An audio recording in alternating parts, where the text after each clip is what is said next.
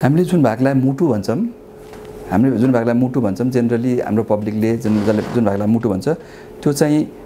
यहाँनेरि हुन्छ यो भागलाई मुटु भन्छौं हामीले खास त मुटु यहाँ हुँदैन मुटु त यहाँ हुन्छ हैन तर मुटुको दुखाइ होस् चाहे ग्यास्ट्राइटिसको दुखाइ होस् स्टार्टिङ चाहिँ सेन्टरमा हुन्छ झुकिन्छ यो एकदम इम्पोर्टेन्ट कुरा हो झुकिन्छ है यसकारणले ग्यास्ट्रिक हो भनेर बस्नु भएन ग्यास्ट्रिक हो भने मुटुको दुखाइ होइन भनेर प्रमाणित गर्नु पर्यो ग्यास्ट्रिकको दुखाइ चाहिँ यहाँ दुख्यो सँगसँगै अमिलो पानी आयो यो दुखाइ पछाडीपट्टि ढाडतिर पनि गयो त्यस्तो भने ग्यास्ट्रिकको दुखाइ हुन्छ पछाडीकोपट्टि गयो अमिलो पानी आयो यहाँ दुख्यो अथवा कहिलेकाहीँ पुरा पेट दुख्यो आन्द्रै फुटेर ग्यास्ट्रिक फुटेर पुरा पेट दुख्यो सँगसँगै दिशामा रगत गएको छ या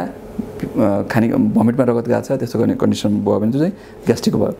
मुटुको दुखाइ चाहिँ यहाँ दुख्छ तर त्यो दुखाइ यतापट्टि जतिर जान सक्छ माथितिर जान सक्छ यतापट्टि लेफ्ट सोल्डरतिर जान सक्छ यो हाततिर जान सक्छ ग्यास्ट्रिकको दुखाइ चाहिँ पोल्ने खालको हुन्छ यो दुखाइ चाहिँ अलिकति एकदम बाँधे जस्तो खालको हुन्छ हैन सँगसँगै स्यास्या हुने पसिना आउने यस्तो अब हुन त दुईटैमा हुन सक्छ स्यास्या हुने पसिना आउने त तर यो बढी चाहिँ मुटुको समस्याहरुमा हुन सक्छ यस्तो कुराहरुमा